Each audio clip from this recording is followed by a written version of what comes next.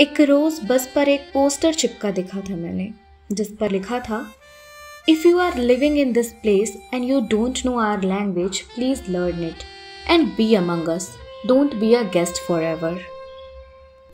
यह पोस्टर उस क्षेत्र विशेष की स्थानीय भाषा और इंग्लिश में लिखी हुई थी। उस वक्त मन में जो बेचैनी हुई ना, वो मैं शब्दों में जिक्र नहीं कर पाऊंगी। ऐसा लगा कि मेरा अस्तित्व प्रश्न चिन्ह में आ गया हो। मेरे मुल्क का एक हिस्सा ही मुझे चेतावनी दे रहा था। घर तो वो होता है जहां घर की कमी महसूस ना हो। फिर बिलोंगिंग का रीजनल लैंग्वेज सीखने से क्या संबंध था?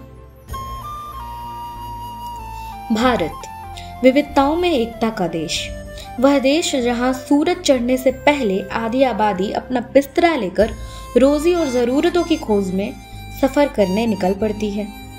ऐसे में शहर बदल जाना, राज्य बदल जाना भी मामूली है। नए लोगों के बीच खुद को ठीक से व्यक्त करना हमारे लिए बहुत महत्वपूर्ण जरूरतों में से एक होता है।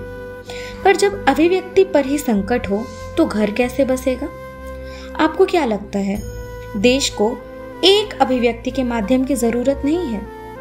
मैं संस्कृति का, भाषा का निरादर नहीं करना चाहती, पर क्या वाकई हर घंटे तबादला करते इस देश के देशवासियों को एक सूत्र में बंध जाने की जरूरत नहीं है? जैसे किसी एक आदत को अपना लेने से बाकी आदतें नहीं बदलती, वैसे ही एक भाषा को समान रूप से सीखने में हर्ज क्या है?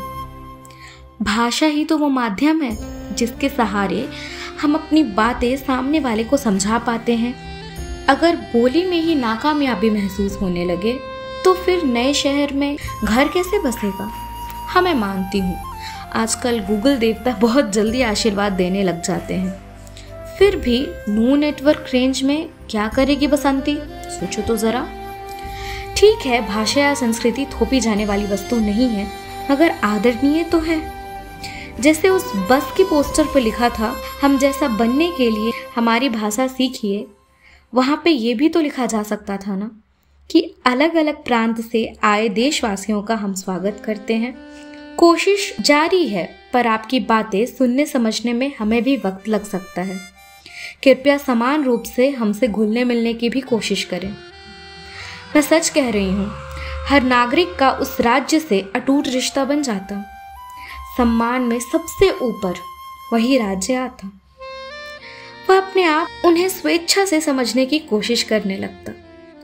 बाहर से आया हर कोई उस छोटे बच्चे की तरह है जो बोलना सीख रहा है, और जिस नए शहर में वह आया है वह उसके माँ बाप जैसे हैं। जैसे कई बार बच्चों को सुनने समझने के लिए उसकी भाषा व आचरण में व्यवहार करना पड़ता है ना, वैसे ही शहर और वहाँ के मूल निवासियों को भी करना होगा। बदले में छोटा बच्चा भी तो माँ बाप की बोली, तौर तरीके सीख जाता है। तो फिर इसमें संदेह क्यों कि सामने वाला आदमी नहीं सीखेगा? गौर से सोचे तो किसी को इससे कोई समस्या नहीं आएगी।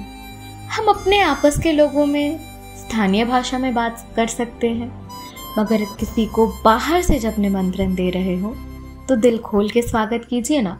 क्यों किश्तों में उस पर भाषा का बोझ क्यों डालना?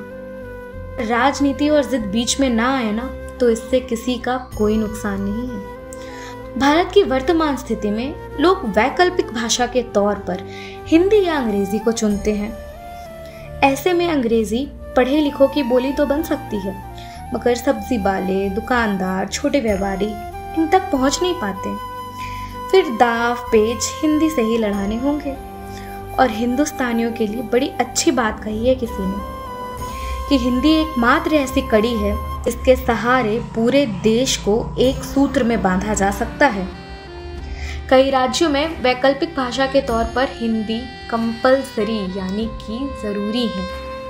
ऐसे में अगर हिंदी की परीक्षा में पास होने के लिए मेहनत की जा सकती है, तो हिंदी सीखने के लिए थोड़ी शिद्दत क्यों नहीं दिखाई जा सकती? वैकल्पिक भाषा यदि हिंदी ही चुनी जाए, इसका समाधान लिखित तौर पर हो, अगर इसे दिल से अपना लिया जाए तो हम भी वाकई एक धागे में बंध जाएंगे। 49% आबादी हिंदी समझती बोलती है। इसे 99% कर देने में लोगों में सहूलियत और सौहार्द ही बढ़ेगा। बशर्ते लोग इसे अपना हक मारता हुआ ना कहें।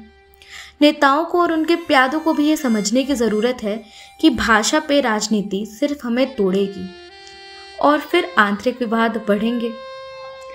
भारत का कोई नागरिक तबादला करते हुए आज यहाँ कल वहाँ जाएगा और हर जगह उसको इसी तरह की बात का सामना करना पड़े, तो बताइए वह इतनी भाषाएं सीख पाएगा क्या?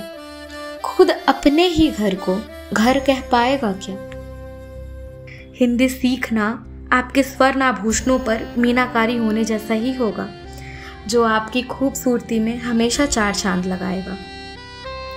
छोटी सी पहल है, अपनी संस्कृति और भाषा बेशक दिल में रखी जाए, मगर छोटा सा कोना हिंदी को भी दे दिया जाए।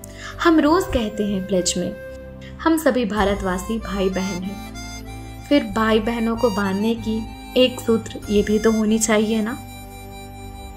आप दिलदार होंगे तो ये समझ रहे होंगे, बाकी भारत तो 1950 से गणतंत्र है।